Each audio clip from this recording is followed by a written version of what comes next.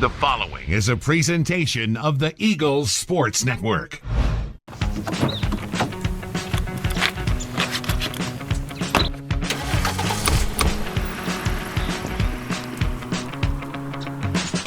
Hello and welcome to episode 6, season 4, Coaches in Cars Getting Coffee.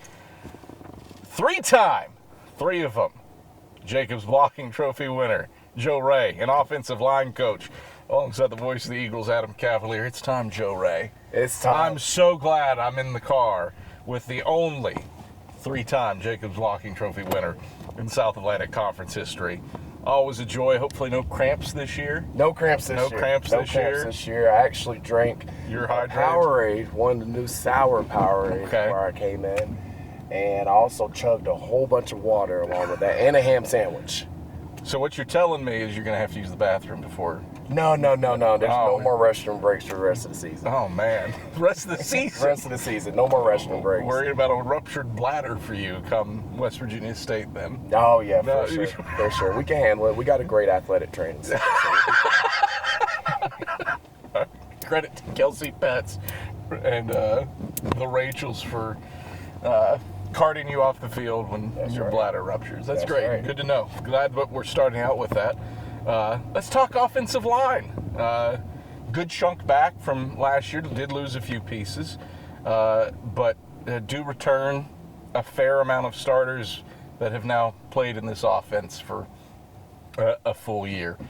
What's the vibe? What's the room like heading into year 2?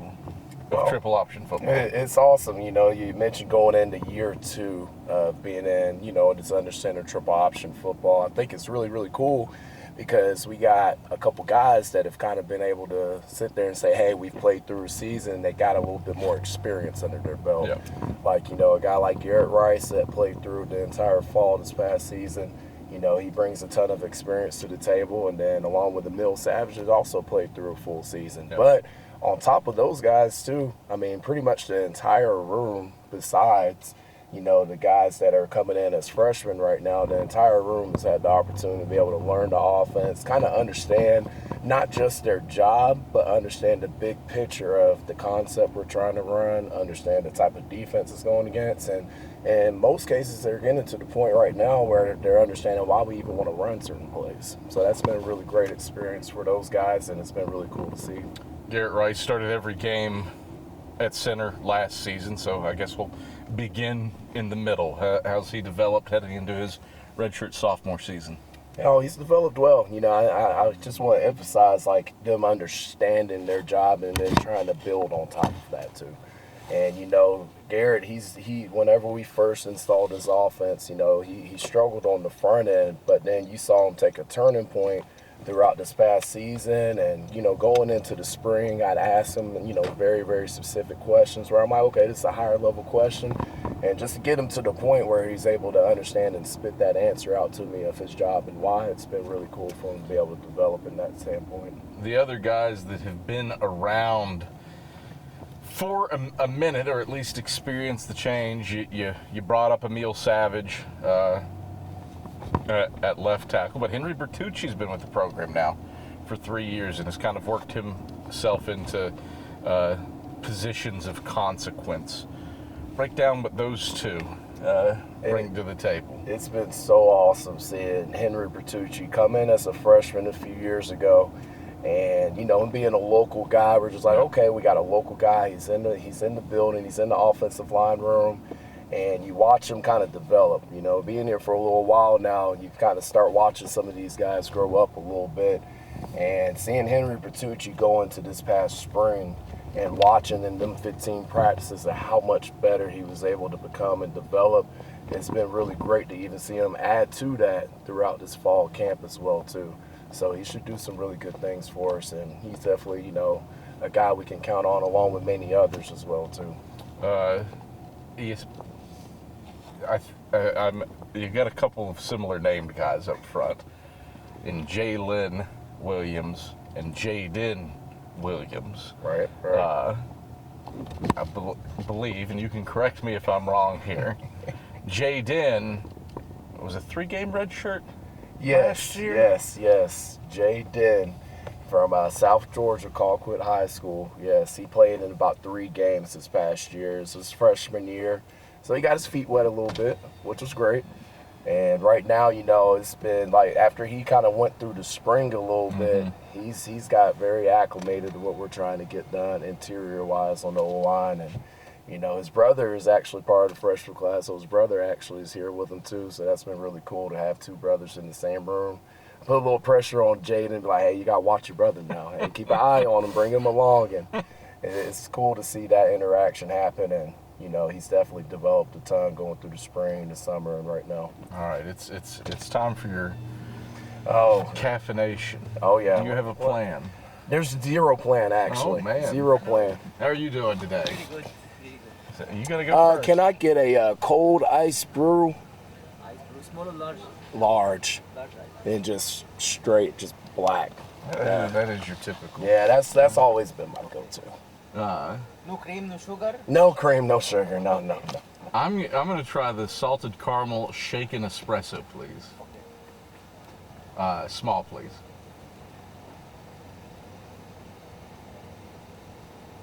That's a good pick, Cav, by the way. I know. Yes. That's it. It's 10. Thank you so much. No, thank you, Cav, No. so much.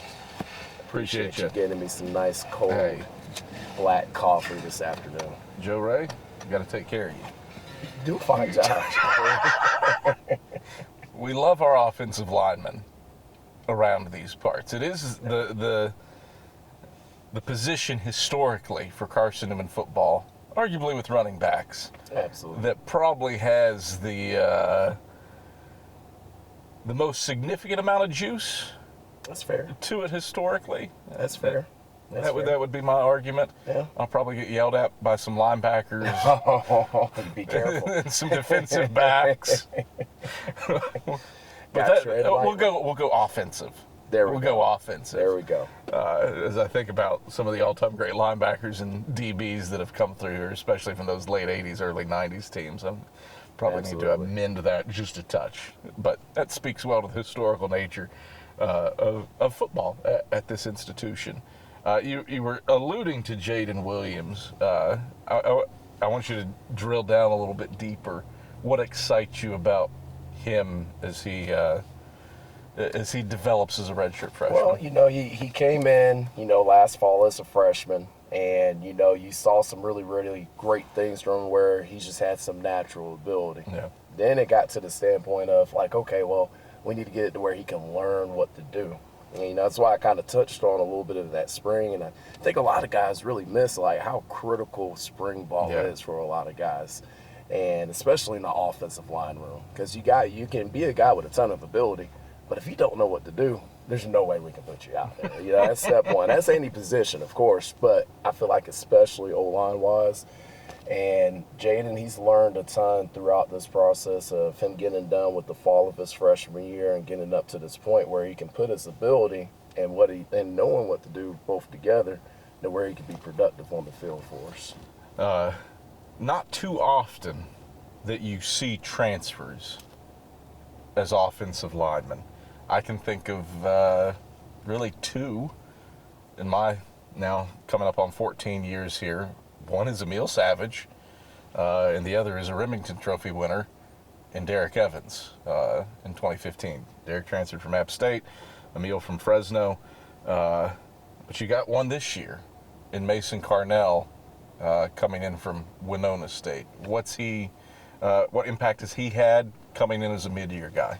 Well, he's an older guy. A lot of the guys in our offensive line room, it's a fun room to be in. These guys got a lot of jokes. And, I got to chime in every once in a while, just call him an old man, right? But Thank you so much. Appreciate you. Thank you, sir. Thank you. But to add to that, he brings a ton of leadership to the standpoint where he's got some maturity that he brings to the room. Because for a while, we were sitting there like, hey, our room is a group of young guys. But, I think along with him and several others as well, too, we got a little bit more maturity that's sitting in the room now. And, he sits at the top of that maturity. Number one, he's got a little bit of experience under his belt as well too, but he's a little bit of an older guy, and he's been to this is his second school right now, to where he's like, okay, I've seen something at one place, and he's seeing the amount of potential we got here as well too, and I think that just kind of enhances everything that we're trying to get done overall. Joe Ray, you know it's not a joke.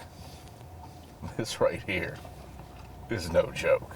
I don't even remember all the things that were in it. You should have wrote it down. I should have. Maybe you have to rewind. Well, when I go edit, I'll have a feeling of what I ordered. There you go. But this is scrumptious. Yours, I'm sure, is delicious, but mine hits the spot. Yours is it's one thing for taste, but I'm always about getting the job done. That's the mindset of a 3-time Jacobs blocking trophy winner. I mean, the proof is in the pudding. There it is. You're going to get the job done. Or the coffee. Or the coffee, yeah. I would argue that you're going to get the job done. We have a special bond. Absolutely. We have a special bond because I prefer my workouts late in the day, very late in the day. There you and go. who is often leaving the KSAC as I'm finishing up my late night workouts? Here I am. Joe Ray. I can't emphasize this enough. I tell you every single time when I walk out, I look in your eyes, I point at you, I say, Cav, you keep me going. You keep me going. Because I know I'm not by myself grinding. I'm like, okay, Cav's up late. He's getting stuff done. I'm up late getting stuff done too. We didn't say anything about the effectiveness of the workouts. Oh, yeah. We didn't say anything about the intensity. Well, it's all about the commitment sometimes. That's right. You got to get the body moving just a little bit. It's a tad. Just a little bit. But the late night crew, the KSAC, is Joe Ray. What kind of example do you hope that sets for? I have no clue if they know that you are burning the midnight oil. What kind of example do you hope that sets for your room? There's one word that I just mentioned was commitment. I ask the question sometimes of like, how committed are you? All right, and I think that question is an opportunity for you to really sit there and think about like, okay, well, how committed am I really? Like, am I really willing to do the right things? Am I really willing to commit to everything that Coach Ingram is talking to him about every single day to set the tone for the day or the week? Am I really committed to everything that Coach Ray says? So, and it's pretty funny, they joke around sometimes. Some of them do know. They're like, man, Coach Ray, it's like, you are always up. Like, how are you always up? They'll text me. It may be a question about a play or a question about things that they need to get done on campus. And, some of them have realized, like, okay, this guy's available. Now, I do go to sleep at some point. That's something I don't know if they realize or not. I do have to sleep. So, yeah, we all do. I do go to sleep. We all do. You've been here for a few years now. What's this place mean to get to be at Carson-Newman, having seen it from afar in your playing days, now to be here and to have the chance to build guys up a little bit? The most incredible thing that I believe is, that's really, really special, and I think something that some people don't realize until you show up here and you actually see it, is being able to see the alumni that come back and speak during our fall camp. And I think the cool thing about that is number one, they have a spot where they kind of like relate to them a little bit of like, hey, I was just in you guys' shoes, and we were sitting here listening to some guy talk up front late night and everybody wants to go to sleep, and they relate in that standpoint. But then they get to the point of sharing their testimony. And I believe, like, especially like if I'm out on the road recruiting, if I'm out down, I don't know, maybe I'm in Georgia, Florida, Alabama, just about anywhere, and somebody sees the eagle head on my chest. And every single person that's got something to say about that eagle head, they even have like a really funny, crazy story about Carson-Newman, which is always fun to hear. But most times the bottom line of any story that I get from somebody is, it's like, hey, this is a place that changes you. This is a place that ends up developing young men. This is a place that changes you really to be a better person. And I think that is something that's irreplaceable as a player. And I think it's something that's also really irreplaceable as a coach or a faculty member that's here on campus as well too. And, you know, since I've been here, you mentioned I've been here for quite some time. I mean, the things that I've been able to learn, the people that I've been able to be around, it's been an awesome experience. And the competitive nature of just seeing, you know, Carson-Newman football and all the fun schools in the SAC as well, too. So, The fun schools in the SAC. We talked about the I want to drill down a little bit deeper into the personnel of the offensive line. Kind of hit on the known commodities that you have returning. And you can drill down deeper into returners if you would like. But who's somebody that has developed and impressed you in the off season? I have two guys. There's two guys, you know, I think of off the top of my head. One of them is Dayton Jernigan. And, you know, Dayton, you know, he came in as a freshman, you know, back in our days of like, hey, we got a lot of zone type schemes. And, you know, he's not your typical triple option frame. Not typical. Now, you know, we want bigger guys at times, but I think being able to watch him develop and being able to learn how to move, be able to learn how to get his second steps down, try to adjust, you know, things that he may have done in high school to what we're trying to get done now. I've been really impressed by the way he's been able to develop and take the coach in and be able to put stuff out onto the field. Another guy that moved from defensive line was Blake Chenault. You know, we moved him over whenever Coach Ingram and, you know, newer guys on the staff got here. And, you know, being able to watch him develop and being able to be more vocal whenever guys are lifting and training, being able to be more vocal whenever we're out on the field, he's taking strides. You know, he's definitely taking strides. So, you know, we got a ton of guys that we can count on, a ton of guys that I believe in, and, you know, I believe we're going in the right direction, which is really exciting. Joe Ray, pleasure as always. Absolutely. No cramps? No cramps. Low key? Oh, yeah. Low key, you That's got your caffeine. Got my caffeine. I'm ready to roll for today and tonight. We'll see if you see me. Yeah, we'll see. I believe in you. It's probably not happening tonight. Let's be honest. There's a chance. Wife's birthday. No. Oh, yeah, there we go. There we go. How committed are you, Cap? More committed to my wife. Okay, that's fair. That's fair. That's a good commitment. That's something for you as a first-year married guy. That's right. I'm very committed. Yeah, you got to figure that out. Joe Ray, he's got his ice cold brew.